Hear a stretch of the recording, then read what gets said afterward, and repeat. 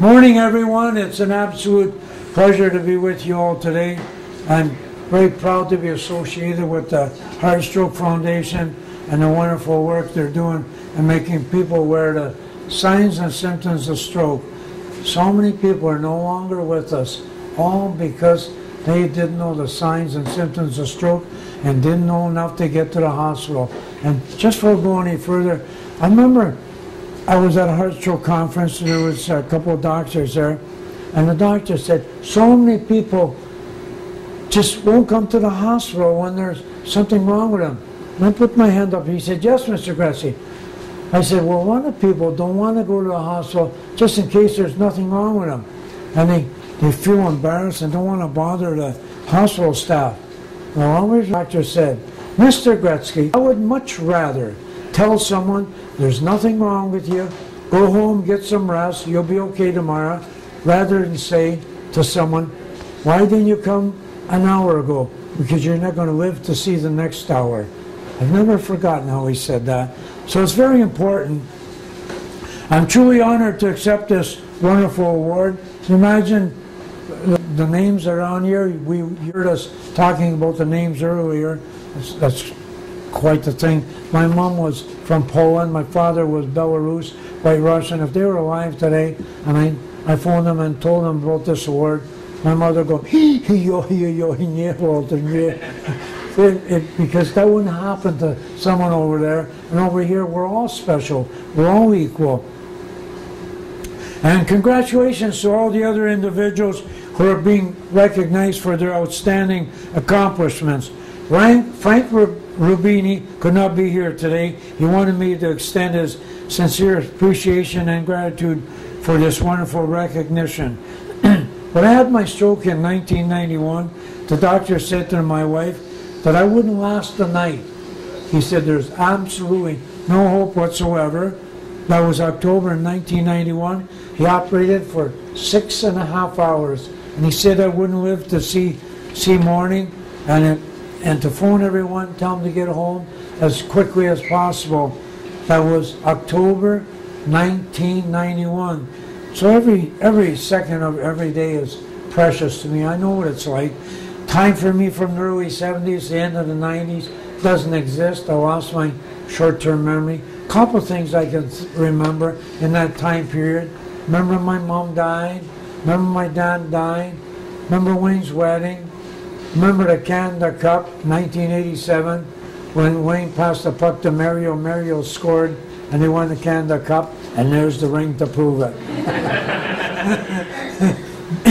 But I remember things like that.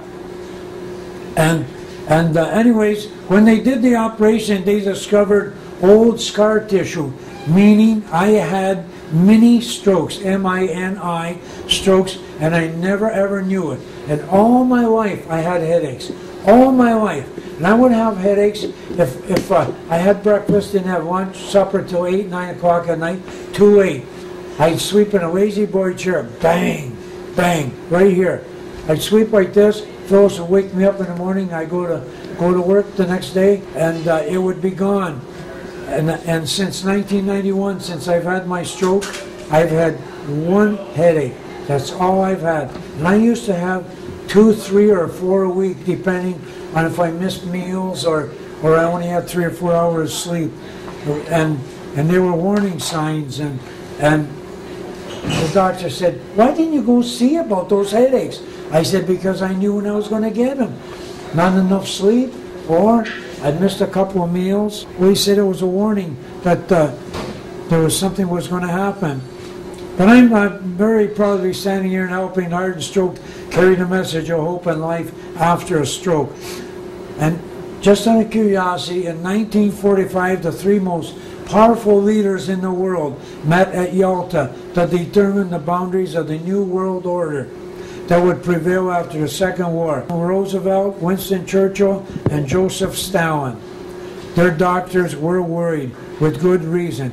Each of those world leaders was suffering from high blood pressure. Roosevelt, Stalin, and Churchill.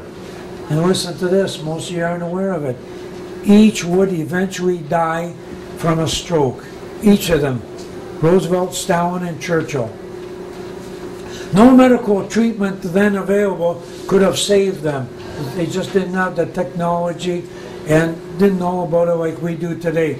The most powerful leaders in the world were no match for stroke. Times have changed.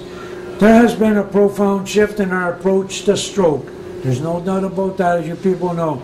We've come from an extended period of helplessness where medicine surrendered to the casualties left in the wake of stroke. We have now entered into an era in which there is new realization that we can beat stroke. Our understanding of stroke has been reshaped and redefined, and I'm an example of it. I wasn't supposed to live the night, and here I am. I don't have a good memory. My short-term memory is gone, but there's a benefit to that. My golf game's improved like you wouldn't believe. Everybody says I cheat, but I just don't remember. Today, thanks to the Heart and Stroke Foundation, we know that stroke is both treatable and preventable. People can and do recover from stroke, and as like I said, look at me. I wasn't supposed to live the night. 1991, what's that? 17 or 18 years ago. 17?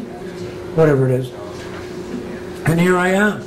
And thanks to the wonderful help of the Heart and Stroke Foundation, there are life-saving medical treatments that may help save your life, but only if you get to the hospital right away, because they got a drug called TPA developed in 1996 that will dissolve a blood clot, but you only have 3 hours to get that drug after the first sign and symptom of a stroke.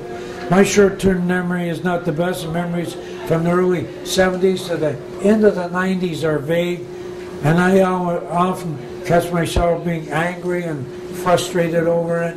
And it is frustrating not to remember. Like if you said to me, hurry up, tell me where you were last night at 6 o'clock. I have no idea. I can't remember.